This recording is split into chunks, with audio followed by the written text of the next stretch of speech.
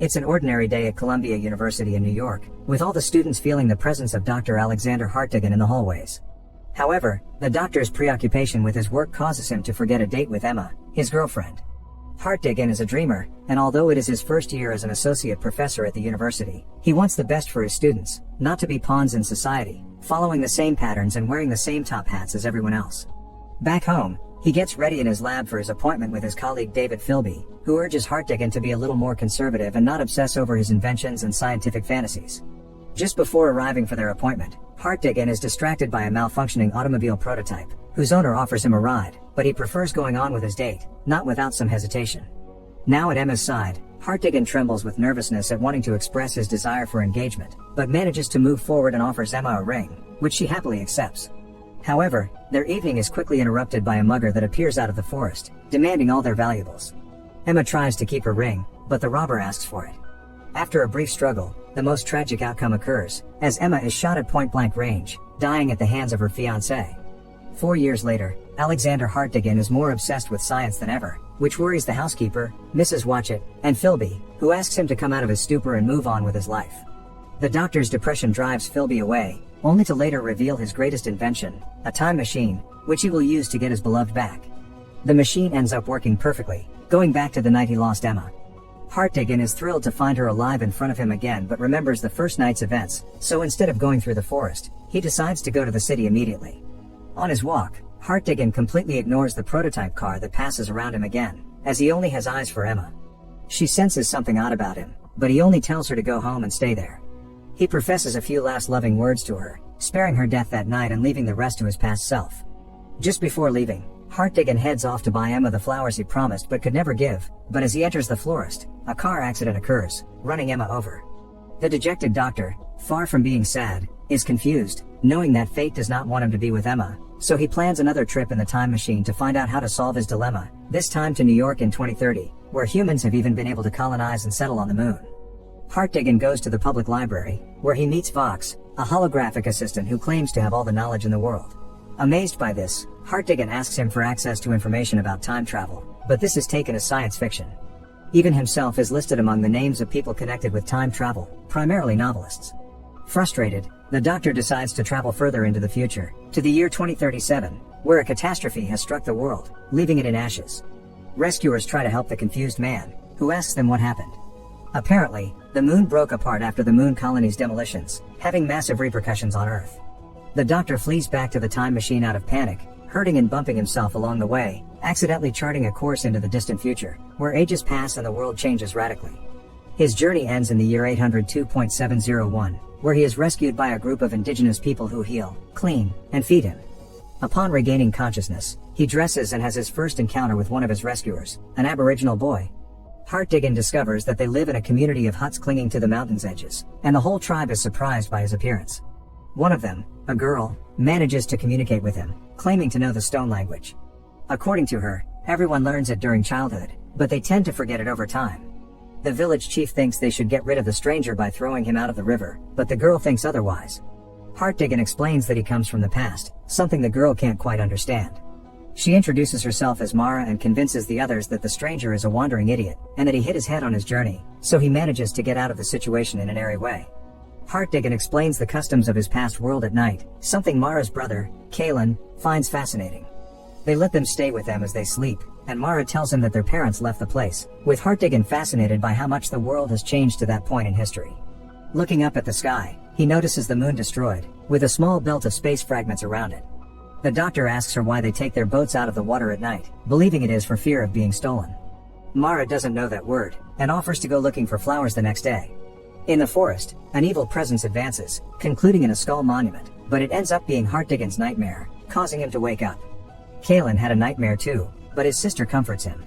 When Hartdegen explains the dream to Mara, she understands it in detail, as she says that everyone there has experienced the same nightmare before. He asks about the word Morlock, but Mara claims it is just a children's story. The next day, Hartdegen witnesses the changes to the society of the past, with the tribe keeping remnants of the cities as memorabilia. Mara asks him why he decided to travel back in time, and he explains that it was to understand why the past cannot be changed. She doesn't understand these reasons, wondering why anyone would want to do this, but soon understands it is to get someone back. On a canoe ride, Hartdegen wonders why there are no older people in the village, but Mara only replies that they set out from that place so as not to stay in the past. They arrive at a field of mills, where Kaylin welcomes them excitedly, wanting to know more stories about New York and the people of the past. Mara and Hartdegen make it to the time machine, and out of nowhere, she asks the doctor to take her little brother into the past, changing to a fearful stance.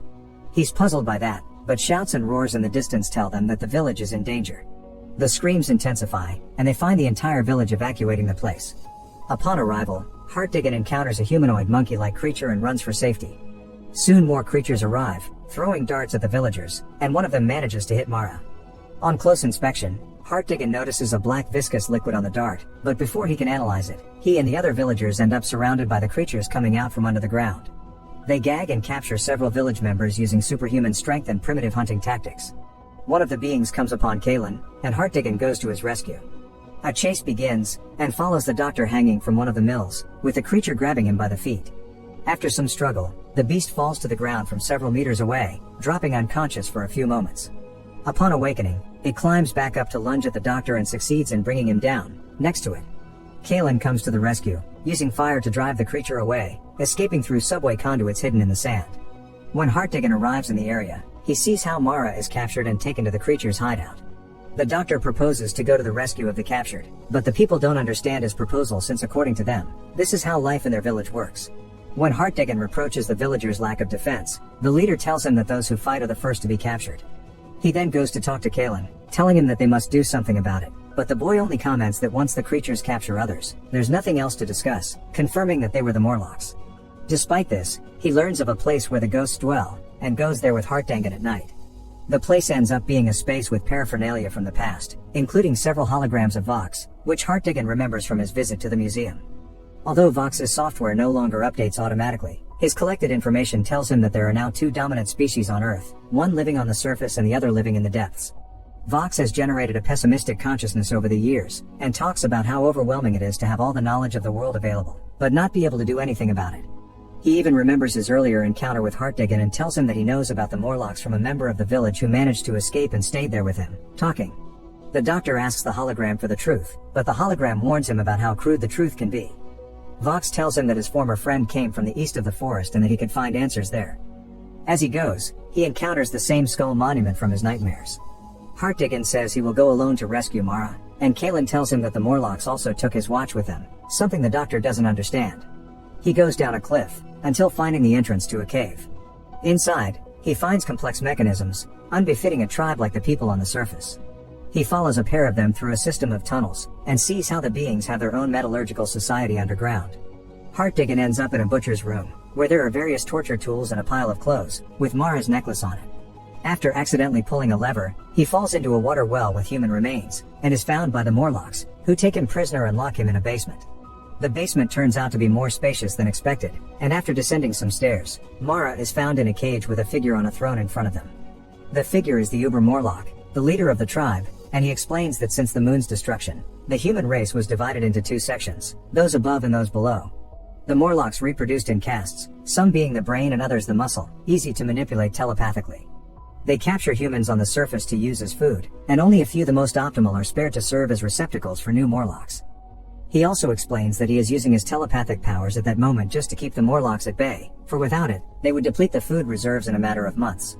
The Uber Morlock reviews Hartdegen's memories and calls him a hypocrite for criticizing their lifestyle, when his time traveling is equally unnatural. Hartdegen sees at the back of the room his old watch box, and is transported to his old laboratory with the blueprints for the time machine. He finds Emma with their dreamy children, the life he never had. The Uber Morlock tells him the reason why he can't change the past, and it's because Emma's death caused him to create the time machine, so he would use it to rescue her. With Emma alive, there would be no machine, creating a time paradox. The creature reveals the time machine to Hartdegen, offering it to him. The doctor asks for his watch as well, and the Uber Morlock hands it over, but just at that, Hartdegen pulls him towards, starting a struggle. He activates the time machine in the middle of the fight, but it is no match for the leader's physical superiority. Hartdegen destroys a valve, distracting the Uber Morlock and causing him to hang by the man's neck outside the machine's range. Time passes outside the machine, with the leader rapidly aging to dust. Once safe, Hartdegen sees how the machine's year now reads over 635 millions, with the world now destroyed and ruled by the Morlocks, so he makes a final decision. He travels back to the year 800,000 to rescue Mara, using his own watch to jam the time travel process, managing to escape. He and Mara confront the remaining Morlocks, and try to get out of the tunnels. The machine launches a time wave, aging the creatures and turning them to dust, with the pair escaping just in time. Mara regrets that Hartdegen has lost his machine, but he no longer cares, as he has put his past behind him. Time passes, and the tribe now entertains themselves by listening to past tales from Vox, enjoying their newfound peace. Hartdegen tells Mara and Kalen about what his old lab was like, and about Philby and Mrs. Watchett, who in a parallel memory, are glad that their friend is finally in a happier place. Philby tells Mrs. Watchett about how he and his wife are going to need a new housekeeper, offering the job to her. She accepts it, at least until Mr. Hartdegen returns. Philby leaves the house, throwing off his top hat, honoring his friend.